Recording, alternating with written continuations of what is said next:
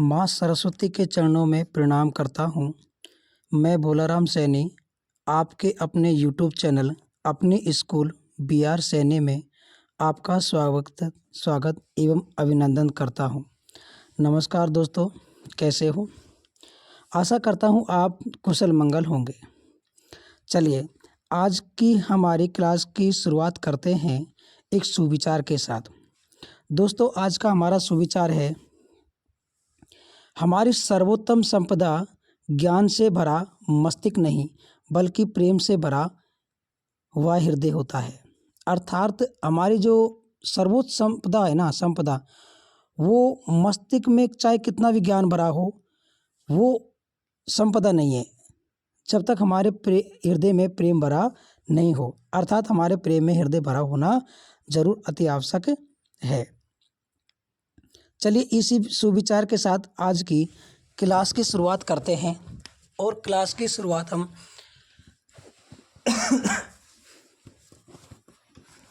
करते हैं हमारे जो प्रकरण चल रहा था हमारा, और प्रकरण में हमारा जो विषय चल रहा था वो अलंकार का विषय चल रहा था। दोस्तों, अलंकार का हमने बहुत लंबा सफ़र तय किया है और लंबे सफ़र में आज हम अलंकार की ये अंतिम क्लास आपके सामने प्रस्तुत कर रहे हैं।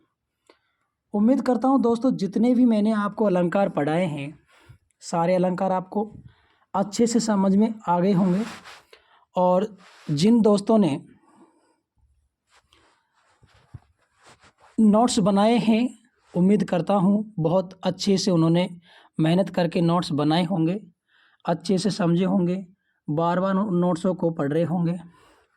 और ये भी उम्मीद करता हूँ दोस्तों आपसे कि आप अच्छे से अलंकार में नंबर लेके आओगे। आज हमारा अलंकार विषय में जो टॉपिक चल रहा है उसमें ये अंतिम वीडियो है। आज अलंकार के टॉपिक पूरा समाप्त हो जाएंगे।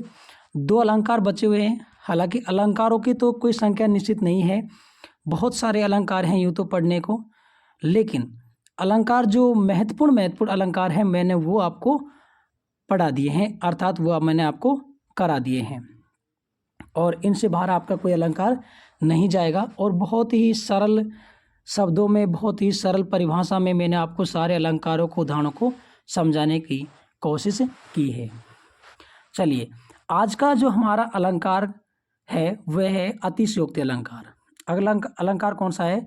अतिशयोक्ति अलंकार। देखो, अतिशयोक्ति अलंकार कहाँ होता है? बहुत ही सरल सीधी सी बात है। जब किसी वाक्य में या फिर जब किसी वाक्यांश में या जब किसी काव्यांश में किसी बात को बढ़ा चढ़ाकर कहा जाए, अर्थात इतना बड़ा चढ़ाकर कहा जाए कि वो लोक मर्यादा का उल्लंघन करे। किसका? लोक मर्यादा का उल्लंघन करे, अर्थात लोक जो सीमा है उसका भी उल्लंघन करे, वहाँ पर अतिशयोक्ति अलंकार होता है। बहुत ज़्यादा बात को बड़ा चढ़ाकर कह दिया जाता है। लोग आप ग्रामीण भाषा में कहते हैं ना, फेंकना, अर्थात आप जिससे मान चलो कहते हैं कि ये तो भाई फेंक रहा है, तो वो फेंकना ही क्या है?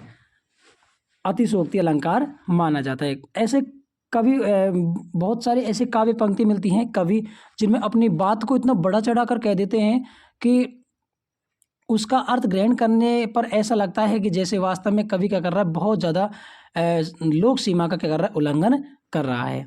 चलिए परिभाषा के माध्यम से समझते हैं अतिशयोक्ति अलंकार को। देखो, अतिशयोक्ति शब्द जो है वो 2 शब्दों से मिलकर बना है। इसमें एक तो अतिशय है, दूसरा है उक्ति। एक तो है अतिशय, दूसरा क्या है? उक्ति के योग से बना है अतिशयोक्ति। दोनों का अर्थ देखते हैं। यहाँ देखो, अतिशय का अर्थ होता है बहुत ज़्यादा, अतिशय का अर्थ क्या होता है? बहुत ज़्यादा, तथा उक्ति का अर्थ होता है कथन या कहना, अर्थात बहुत ज़्यादा कहना। अर्थात क्या हो जाएगा?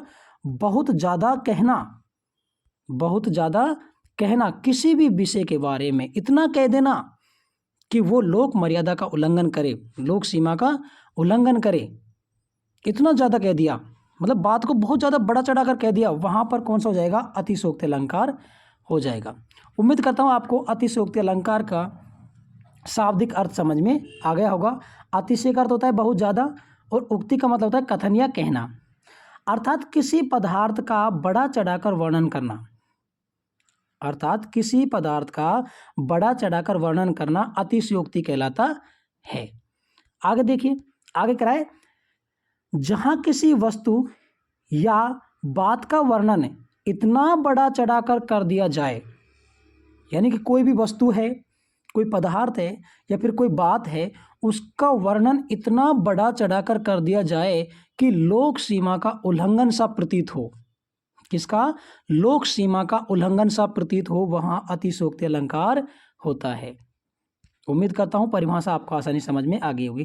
कहने का तात्पर्य क्या है? कहने का तात्पर्य यह है कि जब किसी पद में लोक सीमा का अतिक्रमण करके किसी विषय वस्तु का वर्णन किया जाता हो, वहां अतिशयोक्ति अलंकार माना जाता है।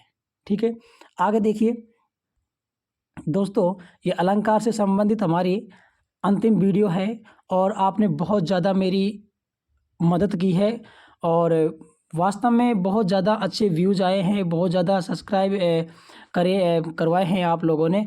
जब मैंने इसकी शुरुआत की थी 200 लगभग 220 के लगभग इसमें सब्सक्राइब थे मेरे चैनल पे, और आज इसमें देखा जाए तो 300 करीब 325 सब्सक्राइब कर दिए हैं। तो बहुत ज़्यादा मेरे लिए खुशी की बात है कि करीब 10 दिन के अंदर ही आपने इतने सब्सक्राइब करवाए हैं और बहुत अत्यधिक, मतलब प्रत्येक वीडियो पर लगभग 100 व्यूज़ आते हैं।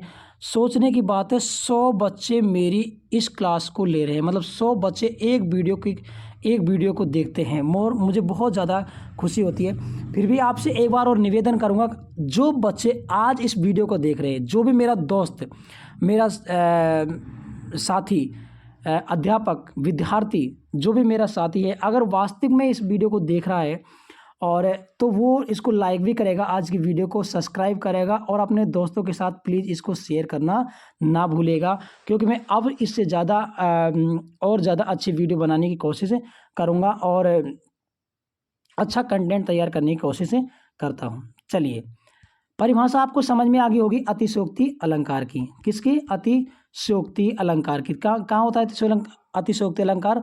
जब किसी काव्य पंक्ति में कवि किसी बात को इतना बड़ा चढ़ाकर कह देता है कि उसमें लोक मर्यादा का उल्लंघन होता है, तो वहां पर कौन सा अलंकार होता है? अतिशयोक्ति अलंकार होता है। जैसे देखो, उदाहरण समझते, देखो उदाहरण है कि चले धनुष से बाण, धनुष से बाण चले, साथ ही शत्रु के सैन्य प्राण चले। अर्थात जैसे धनुष के बाण निकले और उसके धनुष के बाण के साथ साथ में शत्रु के क्या निकल गए? अर्थात प्राण भी निकल चले। अब एक बात बताओ, धनुष, पहले धनुष बाण लगेगा शत्रु के, उसके बाद उसके प्राण लिखेंगे, लेकिन जैसे यहाँ पर धनुष से बाण चला, उसके साथ साथ में प्राण चले गए। अर्थात ये तो बात कोई बहुत बड़ा चढ़ाकर कही गई है। ठीक है ना? आगे देखो, देखो दो दो मेघ बरसते हैं, मैं प्यासी की प्यासी। अर्थात ये भी अतिशयोक्ति बात हो गई साहब, बहुत बात को बड़ा चढ़ा कर कहा गया कि दो दो मेघ बरस रहे हैं, अर्थात दो दो नेत्र बरस रहे हैं, फिर भी वो क्या है? प्यासी की प्यासी है। आगे देखो, बाणन के साथ छूटे प्राण धनुज के, ये भी इसी के उदाहरण के समान उदाहरण है कि बाणन के साथ जैसे बाण चले, छूटे और प्राण धनुज यानी कि जो राक्षस होते हैं उनके क्या हुए? प्राण निकल गए। ठीक है, अगला उदाहरण देखो, अतिशयोक्ति अलंकार को समझने का जो सबसे अच्छा और सबसे सटीक और सबसे बेहतर जो उदाहरण है, जो अध्यापकों का प्रिय उदाहरण है, उसको आपके सामने लेकर आया हूं। देखो, हनुमान की पूंछ में लग न पाई आग, लंका सारी जल गई, गए निशाचर भाग। यह कह रहा है, हनुमान की पूंछ में लग न पाई आग, अर्थात हनुमान की पूंछ में अभी आग लगी नहीं है और उससे पहले लंका सारी जल गई, अर्थात सारी लंका जल गई और निशाचर जो राक्षस थे वो उसके डर के मारे भाग गए। यानी कि हनुमान की पूंछ में आग लगे नहीं, उससे पहले क्या हो गई?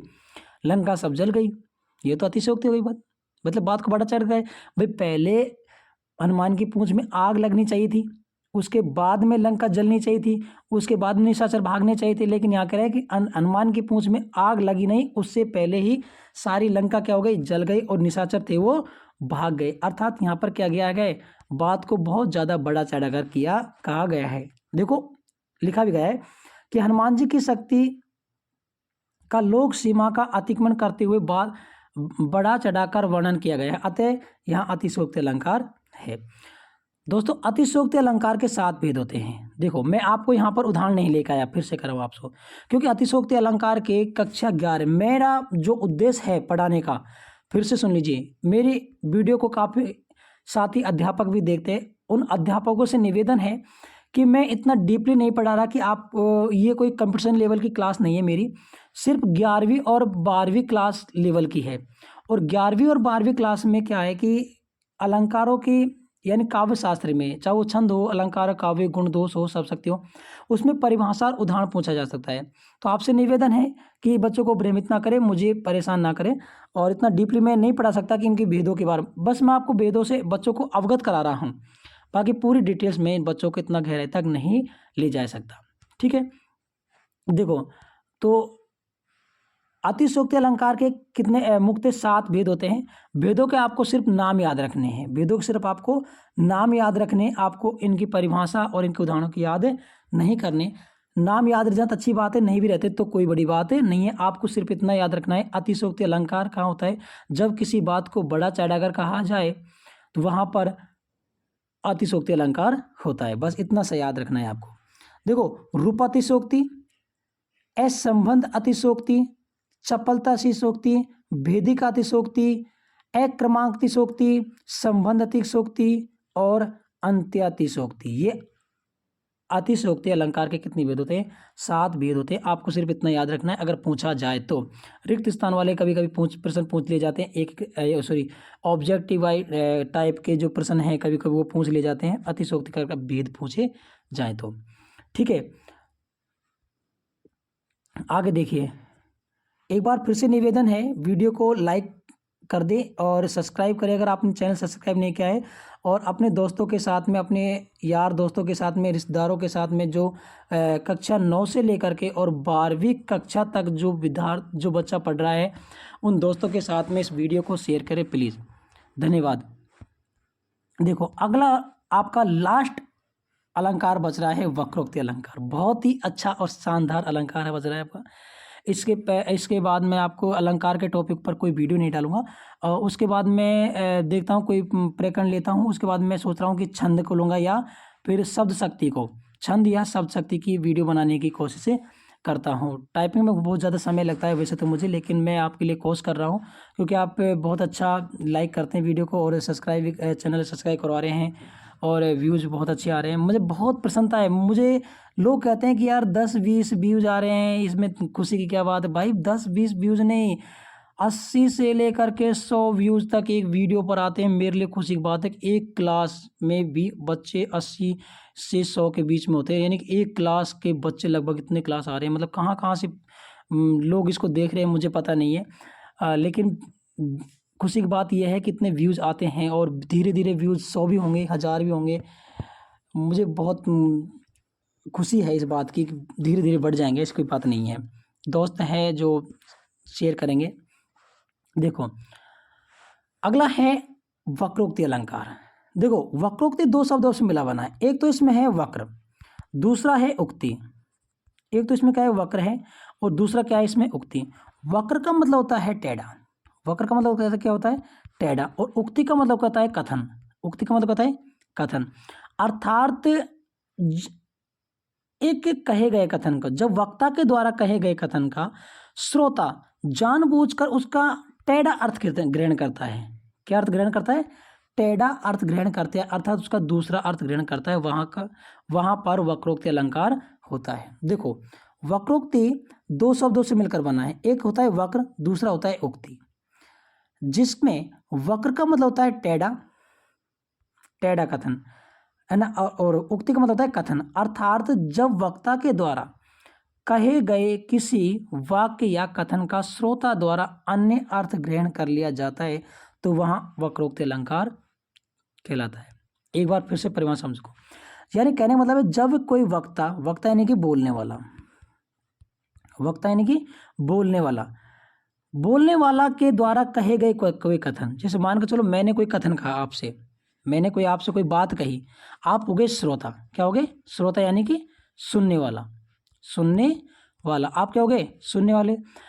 मैंने कोई बात कही और उसका सीधा सा अर्थ था, लेकिन आपने जानबूझकर उसका अन्य अर्थ ग्रहण कर लिया, आपने उसका क्या कर लिया? अन्य अर्थ ग्रहण कर लिया तो वहां पर कौन सा अलंकार हो जाएगा? वक्रोक्ति अलंकार हो जाएगा। यानी कि सीधे सरल अर्थ का जानबूझकर श्रोता उसका कोई दूसरा अर्थ ग्रहण कर ले, उसका टेढ़ा अर्थ ग्रहण कर ले। कैसा? उसका टेढ़ा अर्थ ग्रहण कर लेता है तो वहां पर वक्रोक्ति अलंकार होता है। चलिए आगे देखो, अर्थात किसी व्यक्ति के कहे गए एक अर्थ में कहे गए, जब किसी व्यक्ति के एक अर्थ में कहे गए शब्द या वाक्यांश का कोई दूसरा व्यक्ति जानबूझकर दूसरा अर्थ कल्पित कर ले। अर्थात कहने का मतलब क्या होगा? जैसे मान चलो किसी एक व्यक्ति ने एक अर्थ में कहेगा, एक मान चलो मैंने कोई कथन कहा, उसका अर्थ एक ही था, लेकिन सुनने वाला जो दूसरा व्यक्ति था उसने जानबूझकर दूसरा अर्थ कल्पित कर लिया, दूसरा अर्थ ग्रहण कर लिया उसने, तो वहां पर कौन सा हो जाएगा? वक्रोक्ति अलंकार माना जाता है। देखो अब वक्रोक्ति अलंकार के लिए कुछ आवश्यक तत्व होते हैं। इसके लिए कुछ आवश्यक होना चाहिए। पहली बात तो क्या होना चाहिए? इसमें वक्ता श्रोता का कथन प्रतिकथन होना चाहिए।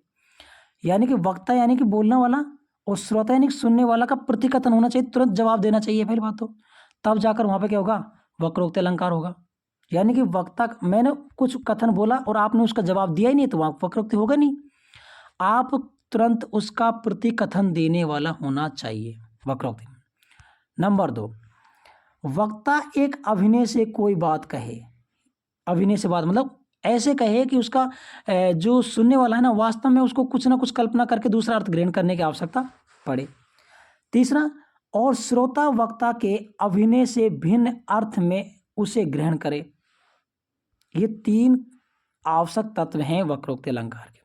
अब देखो वक्रोक्ति अलंकार के 2 भेद भी माने जाते हैं। हालांकि आपको भेदों पे इतना डीपली नहीं जाना, जिस अलंकार के भेदों के बारे में आपको जानना है ना दोस्तों, उन अलंकारों के भेद मैंने आपको करवा दिए हैं, ठीक है।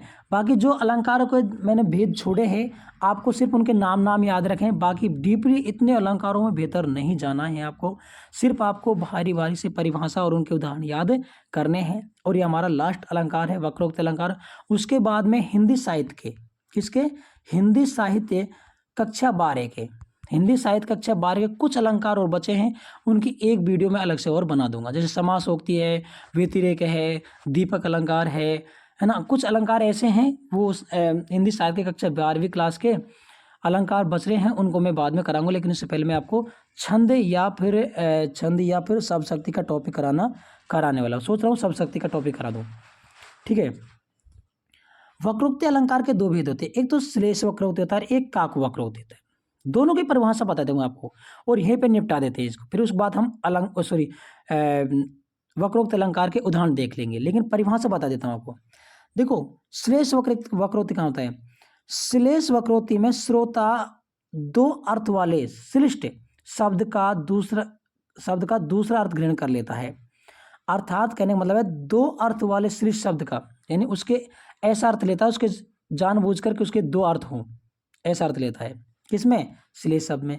एक होता है काकु वक्रोक्ति। काकु वक्रोक्ति में जब वक्ता शब्द का उच्चारण इस प्रकार करे कि सुनने वाला उसका कोई दूसरा अर्थ ग्रहण कर ले, वहां पर कौन सा अलंकार हो जाएगा? काकु वक्रोक्ति अलंकार हो जाएगा।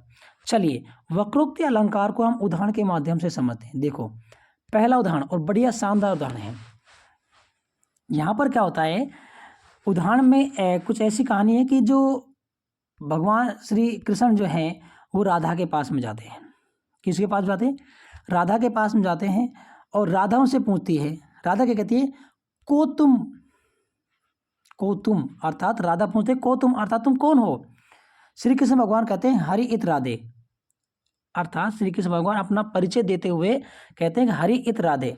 हरि अर्थात हरि यहाँ पर श्री कृष्ण भगवान यानी कि विष्णु भगवान, भगवान ईश्वर का पर्यायवाची हरि।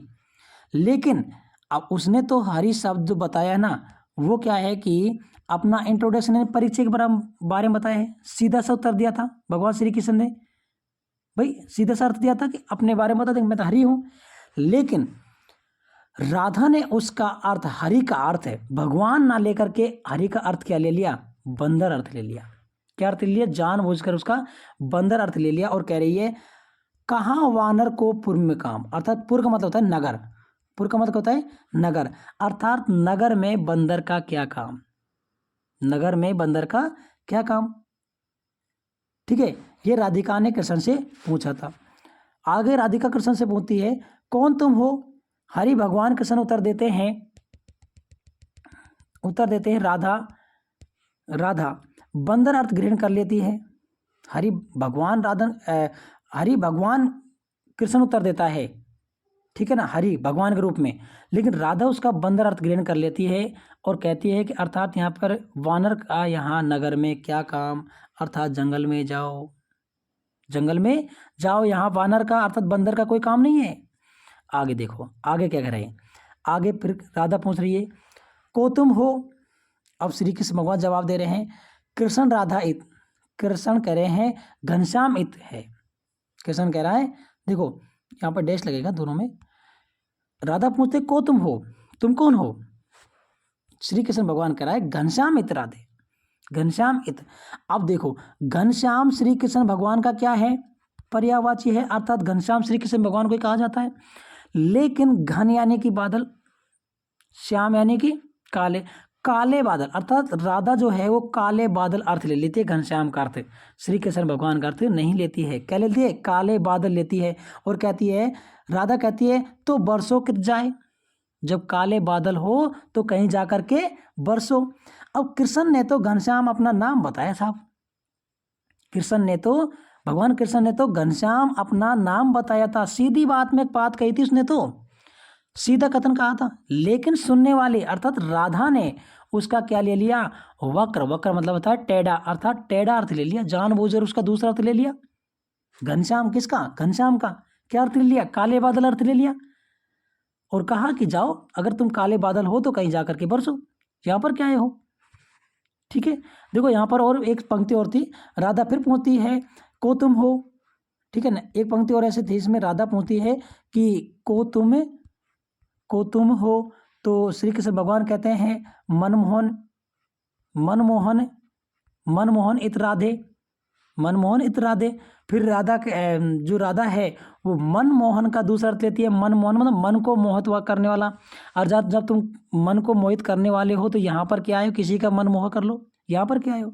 इस प्रकार जो राधा है उसका क्या करता, राधा है वो श्री कृष्ण भगवान के साधारण से सीधे अर्थ का क्या करती है, कल्पित अर्थ ले लेती है, अर्थात दूसरा अर्थ ग्रहण कर लेती है। ठीक है, तो यहाँ पर कौन सा हो जाएगा, वक्रोक्ति अलंकार हो जाएगा। आगे देखिए, भिक्षुक गो कित को गिरजा, सो तो मांगन को बलिधार गयोरी। देखो यहाँ पर क्या है कि लक्ष्मी ने पार्वती से पूछा, किससे, लक्ष्मी ने पार्वती से पूछा क्या, अर्थात भिक्षुक कहाँ गया है। भिक्षुक यहाँ पर जो है ना वो किसके लिए आया है, भिक्षुक आया है शिव जी के लिए। किसके लिए, शिव जी के लिए आया है, ठीक है ना।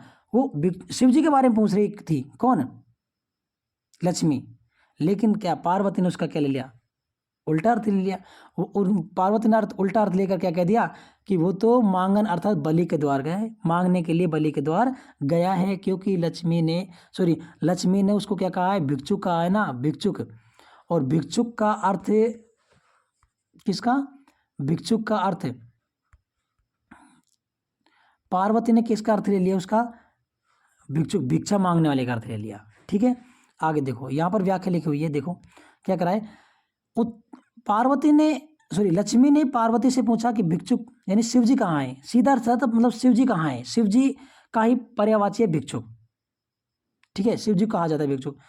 तो अब साहब पार्वती ने जानबूझ उसका दूसरा अर्थ ग्रहण कर लिया। उत्तर में कहा, पार्वती ने कहा यदि भिक्षुक है तो भीख मांगने बलि के द्वार गए होंगे। यहाँ पार्वती ने भिक्षुक का अर्थ विष्णु भगवान से लिया है, जिसने वामन रूप में याचना की थी। वामन अवतार जब लिया था तो याचना की थी ना, वामन का अवतार की थी, तो विष्णु भगवान के ही रूप में उसका क्या ले लिया, अर्थ ले लिया। देखो अगला है, एक कबूतर देख हाथ में पूछा अपर कहाँ है, अपर। देखो यहाँ पर अपर का मतलब होता है बिना पर के, अपर का मतलब होता है बिना पर के। उसने कहा अपर कैसा, उड़ गया, ये तो सपर है। अर्थात कहने का मतलब है कि ये अपर नहीं था, अर्थात बिना पैर वाला नहीं था, ये तो सपर था, अर्थात पैरों सहित था और वो तो उड़ गया, अर्थात वो मेरे पास में है ही नहीं है। ये श्लेष वक्र होती है दोनों। दोस्तों ये हमारे अलंकार विषय से संबंधित टॉपिक जो प्रकरण है वो आज यहाँ पर ख़त्म होता है। बहुत ज़्यादा वीडियो बना दिए हैं और कुछ बच्चे बोरियत से महसूस कर रहे हैं कि सर क्या इंटरेस्टिंग टॉपिक पढ़ाइए। अरे इंटरेस्टिंग कुछ नहीं चलता, पढ़ाई पढ़ाई होती है भाई। और पढ़ाई क्या करो, ये इंटरेस्टिंग कुछ नहीं है। अगर इंटरेस्टिंग करना है तो यूट्यूब चैनल को मेरे को तो अनसब्सक्राइब कर दो। इंस्टाग्राम पे अच्छी अच्छी लड़कियों को फॉलो करो और उसमें उसमें डांस देखो। यार यहाँ पर क्या कर रहे तुम भाई, ये पढ़ाई के लिए चैनल बनाया है। इंटरेस्टिंग कोई मैं लुंगी डांस करूँगा इस पर? इंटरेस्टिंग बताओ, ये पढ़ाई है, इसमें जितना आपको कठोरता से मेहनत करोगे उसमें अच्छे नंबर मिलेंगे। तो इस ऐसे नहीं कमेंट किया करते। और अच्छी बात है तुम कमेंट करते हो तो अच्छे कमेंट अच्छी लगती भी है मुझे, तो खैर कमेंट कर दिया करो, अच्छे लगे तो भी और नहीं भी लगे तो भी मुझे पता तो लगे कि यार किस प्रकार के लोगों की अपनी सोच रहती है। और दोस्तों चैनल को अगर वास्तव में आप चैनल पर नए आए हो, चैनल सब्सक्राइब नहीं किया तो चैनल को सब्सक्राइब कर देना। अब यहाँ से आगे मैं वीडियो डालूंगा, देखता हूँ मैं शब्द शक्ति की। कल मैं आपको शब्द शक्ति की वीडियो बनाने की कोशिश करता हूँ और शब्द शक्ति को हम थोड़ा सा डीपली पढ़ते हैं, उसको समझने का अच्छी कोशिश करते हैं शब्द शक्ति को। क्योंकि शब्द शक्ति प्रत्येक क्लास में यानी कि 9वीं क्लास लेकर के 12वीं क्लास तक शब्द शक्ति काम में आती है। ठीक है, कल से शब्द शक्ति को पढ़ेंगे, उसके बाद देखते कितनी वीडियो बनेंगी। और अलंकार के हमारे बहुत सारे वीडियो हो गई हैं दोस्तों। कोई भी अलंकार महत्वपूर्ण अलंकार थे ना, वो कोई भी अलंकार मैंने आपका नहीं छोड़ा है। और इनको बार बार पढ़िएगा और अपने दोस्तों के साथ में इस वीडियो को शेयर कीजिएगा और चैनल को सब्सक्राइब कीजिएगा। वीडियो अच्छी लगे तो लाइक ज़रूर करना। धन्यवाद।